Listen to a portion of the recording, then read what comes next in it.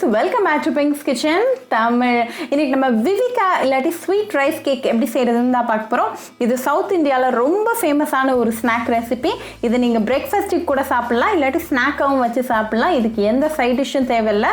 ரொம்ப easy and டெலிஷியஸான recipe. So இந்த ரெசிபியை பார்க்குறதுக்கு முன்னாடி இதுக்கு தேவையான பொருட்கள் என்னென்னு பார்த்துட்டு வந்துடலாம். ஒரு பவுலில் இன்றைக்கி நான் 1 கப் லூக் வார்ம் வாட்டர் எடுத்திருக்கேன், அதாவது வெதுவெதுப்பான தண்ணி.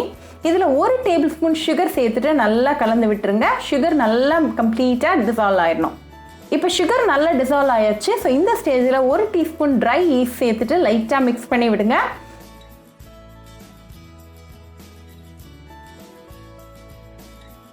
மிக்ஸ் பண்ணிவிட்டு இது ஒரு 10 நிமிஷம் அப்படியே வச்சிடலாம்.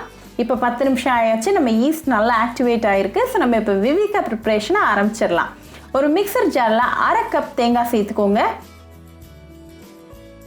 இது கூட 4 டேபிள் ஸ்பூன் சுகர் சேர்த்துட்டு நல்லா குறவரப்பாக அரைச்சி எடுத்துகிட்டு வந்துடலாம். இப்போ இது கூட 1 கப் நம்ம ஸ்டீம்ட் ரைஸ் சேர்த்துக்கலாம். இது எந்த ரைஸாக இருந்தாலும் நீங்கள் சேர்த்துக்கலாம்.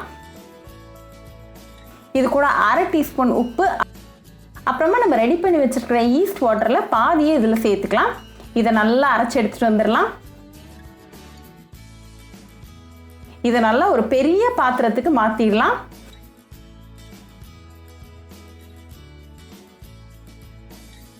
இன்றைக்கி நான் ஒரு 2 கப் அளவுக்கு ரா பொன்னி ரைஸை ஒரு 5 மணி நேரம் தண்ணியில் ஊற வச்சுருக்கேன். இப்போ தண்ணியெல்லாம் நீக்கிட்டு அதே மிக்சர் ஜாரில் சேர்த்துடலாம். மீதி இருக்கக்கூடிய ஈஸ்ட் வாட்டரையும் சேர்த்து அகேன் நல்லா அரைச்சி எடுத்துகிட்டு வந்துடலாம்.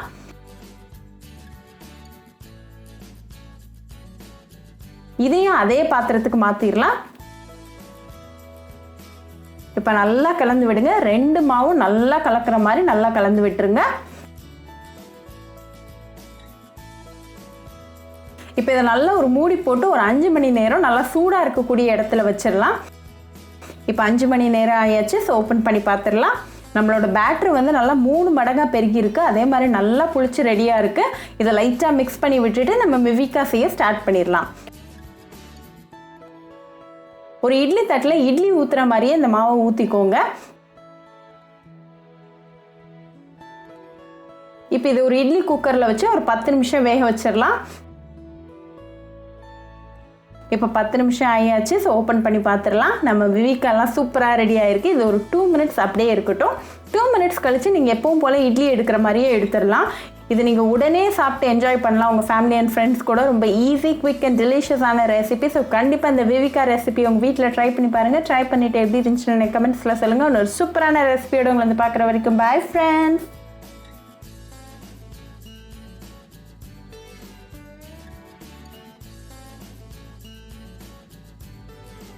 உங்களுக்கு இந்த வீடியோ பிடிச்சிருந்தா பிங்க்ஸ் கிச்சன் தமிழுக்கு லைக் பண்ணுங்கள், ஷேர் பண்ணுங்கள், கமெண்ட் பண்ணுங்கள் அண்ட் மறக்காமல் சப்ஸ்கிரைப் பண்ணுங்கள். கூடவே பெல் ஐக்கானையும் கிளிக் பண்ணிக்கோங்க. அப்போ தான் நான் போடுற வீடியோஸ் எல்லாம் உங்கள் நோட்டிஃபிகேஷனில் வரும்.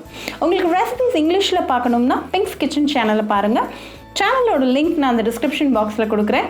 மறக்காமல் செக் பண்ணுங்கள். இன்னொரு இன்ட்ரெஸ்டிங்கான ரெசிபியோட உங்களை பார்க்க வர வரைக்கும் பாய் ஃப்ரெண்ட்ஸ்.